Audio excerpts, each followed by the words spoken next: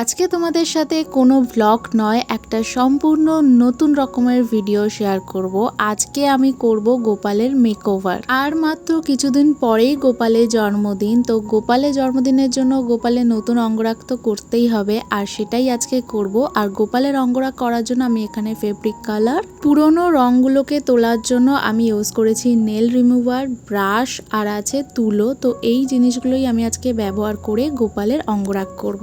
তো চলো পরপর তোমাদেরকে দেখাতে থাকবো। আর আমি যেহেতু একা হাতে অঙ্গরাগও করছি আবার ভিডিও করছি, তাই অঙ্গরাগ করার সময় কোনো রকম ভিডিও করতে পারিনি, একটু একটু করে কাজ করছি আর তোমাদের সাথে ভিডিও শেয়ার করছি।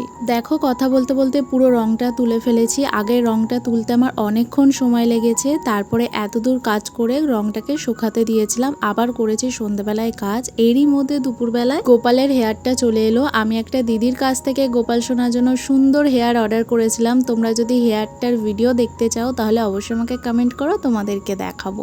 আর এই দেখো সন্ধ্যাবেলার দিকে আবারও বসে পড়েছি কাজ করতে। তো এতদূর কাজ কমপ্লিট করেছি।